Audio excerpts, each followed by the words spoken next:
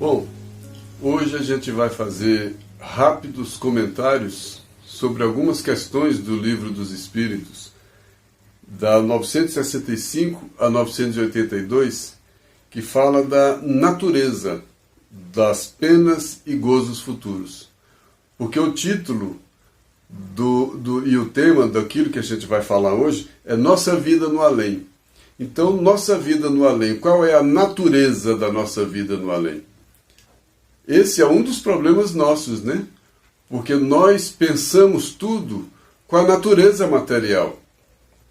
Hoje eu avalio o mundo a partir dos meus sentidos, dos sentidos materiais, que limitam o espírito. E eu começo a imaginar essa nossa vida no além limitada por esses sentidos. E muitas vezes eu confundo.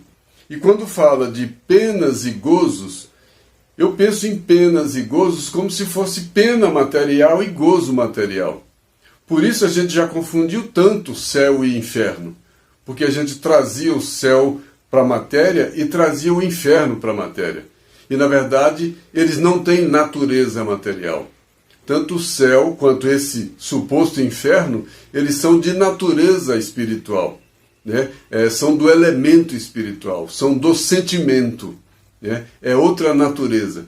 E aí esse capítulo fala da natureza, das nossas alegrias e da natureza das nossas tristezas. E antes ainda de entrar nisso, tem duas questões do Livro dos Espíritos, a 961 e 964, que eu queria introduzir o tema. Na 961 é perguntado qual o sentimento que domina a maioria dos homens no momento da morte. Se é a dúvida, se é o temor ou se é a esperança. Olha a pergunta. A pergunta já sai da natureza material. Qual o sentimento que domina o homem? Né? E pergunta qual deles, se é a dúvida, se é o temor ou se é a esperança. Olha a resposta dos espíritos. É a dúvida nos céticos, é o temor nos culpados e é a esperança nos homens de bem. Então onde é que tem aqui penas e gozos? Dentro de cada um. Porque se no momento da morte, no momento em que eu estou indo para essa vida no além, a minha grande preocupação, o sentimento que me domina, é um sentimento de dúvida, isso não é céu. E é reflexo de um sentimento, né? Do meu ceticismo. Se eu tenho um temor, isso é inferno. E também não é material, está no sentimento. Né? E o temor vem de onde? Nos culpados. Então esse sentimento de culpa traz esse inferno, traz essa pena. Então é Deus que está punindo? É Deus que está trazendo o gozo ou a punição? Né? É importante refletir sobre isso. Isso faz parte da natureza, né? Dessa natureza das penas e da natureza dos gozos, para a gente deixar essa infantilidade nossa de trazer essas penas e esses gozos para o elemento material. E tem essa pergunta também no 964, a questão 964, quando Kardec pergunta se é necessário existir um Deus para avaliar a conduta de cada um, para julgar cada um. Olha só, então o Deus teria uma ocupação de ficar vigiando cada um, de ficar julgando cada um. Você fez isso, você fez aquilo, eu vou te dar mais um negativo, eu vou te dar mais um positivo, eu vou te dar mais um, a média sua é essa. Aí a resposta dos espíritos clareia tudo em relação a isso. Deus tem suas leis a regerem todas as vossas ações. Se as violais, vossa é a culpa. Então tem a lei. A lei já está estabelecida, a lei divina já está estabelecida. Ela é eterna, ela é imutável, porque ela é perfeita, ela não privilegia, né? E está aí a lei. Mas a nossa ignorância faz com que a gente viole essa lei. E quando a gente contraria essa lei, a gente pratica o mal, que é contrário a essa lei. E aí a gente dispara um mecanismo. Que mecanismo? Um mecanismo de consequência. Então não é necessariamente um Deus que está me punindo ou que está me trazendo. Não.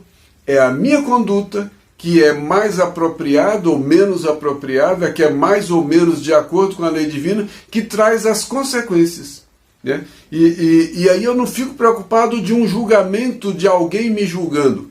É a própria consciência, porque está lá dentro, né? Olha a dúvida, olha o temor e olha a esperança nos homens de bem.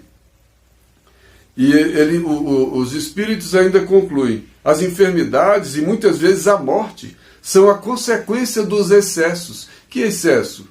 Eu descumpri a lei divina, eu vou arcar com a consequência desses excessos. Né? E aí a gente entra propriamente na natureza dos gozos e penas futuras. Quando a pergunta é bem específica: tem alguma coisa de material nas penas e gozos na alma depois da morte? Tem alguma coisa de material? Ele diz que seria os espíritos dizem que seria um contrassenso. Não podem ser materiais, porque a alma não é matéria. Então como é que eu posso imaginar nossa vida no além do ponto de vista material, se a alma não é matéria? Né? Então é um contrassenso.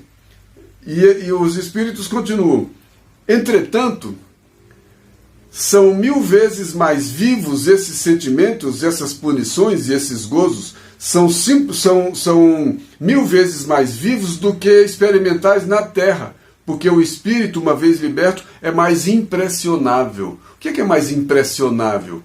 Ele sente mais, ele se impressiona mais. Ele não se impressiona mais só com o olhar, com o ouvir, com o fato, com o faro, com o olfato. Ele se impressiona com muito mais coisas, porque ele não tem só os 5 sentidos, ele tem vários outros sentidos.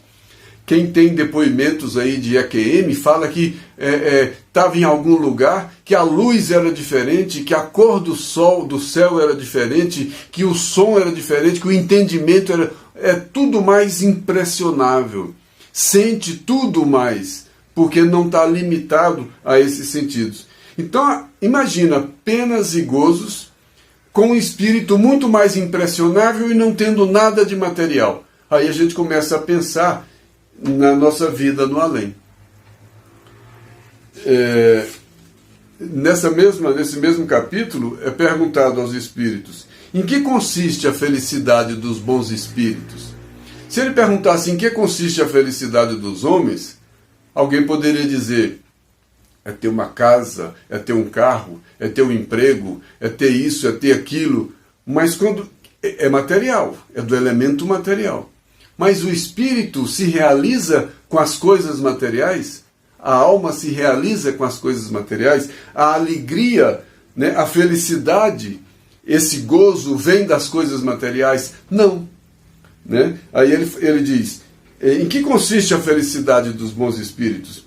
Em conhecerem as coisas e não sentirem ódio, e nem ciúme, e nem inveja, e nem ambição, e nem qualquer das paixões que ocasionam a desgraça dos homens. Olha só, tudo no campo do sentimento, tudo no campo que não é material. Né? Ele vai se depurando, ele vai se aperfeiçoando, ele vai se libertando. Nós vamos nos libertando à medida em que a gente, pelo amor, a gente vai se libertando desses sentimentos de ódio, de inveja, de ciúme, de ambição e um monte de outras paixões que esses sentidos e que essa matéria traz para a gente. E a gente acaba sendo escravos. E aí quando a gente vai para essa nossa vida no além, a gente vê que era tudo completamente diferente e que a gente viveu um tempo completamente enganado.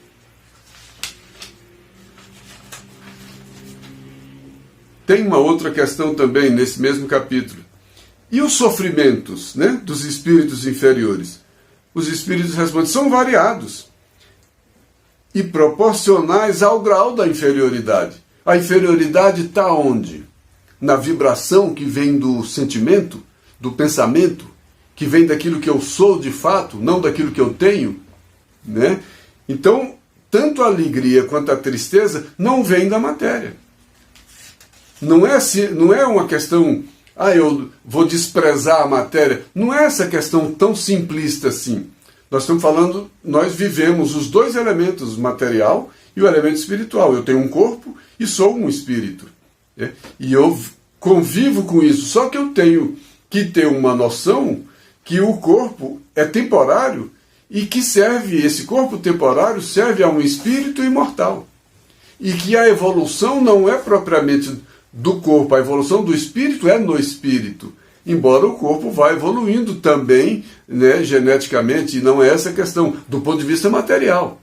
Mas do ponto de vista espiritual, é o espírito que evolui, porque ele vai se libertando através dos sentimentos, ele vai se modificando. E ele ainda pergunta mais outra coisa: a morte nos livra da tentação? A tentação, o que é? Aquilo que eu quero, aquilo que me domina, aquilo que eu não consigo ficar sem, aquilo que eu não consigo evitar. É um vício, é uma gula, é um ódio, é falar mal, é um monte dessas coisas. Né? Ele disse: não, a morte não livra da tentação. Mas a ação dos maus espíritos é sempre menor sobre outros espíritos, porque falta aos espíritos as paixões materiais. Porque quando ele está nessa vida no além, ele perde essa paixão material. Quando ele perde essa paixão material, ele perde muito dessas ilusões. E fica muito mais impressionável, porque ele começa a enxergar melhor, a ver melhor, a sentir melhor, a compreender melhor, amplia, tudo é ampliado. Mas é do ponto de vista do espírito. E uma última questão que eu trouxe para fechar o nosso assunto aqui, perguntaram para os espíritos: será necessário sermos espíritas para termos assegurado a nossa sorte na vida futura?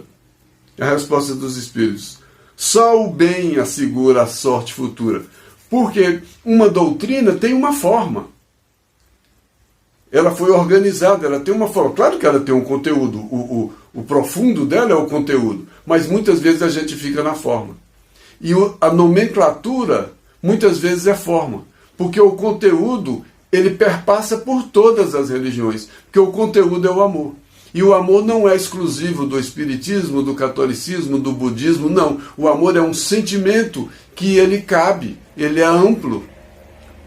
Então não dá para falar que o espiritismo é o proprietário do amor, é o proprietário do bem.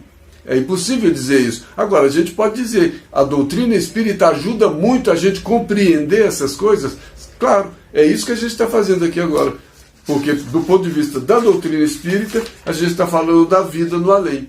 E um monte de gente que não compreende essa perspectiva do espírito. E o espiritismo traz essa perspectiva do espírito. Mais uma vez, foi um prazer e um abraço a todos.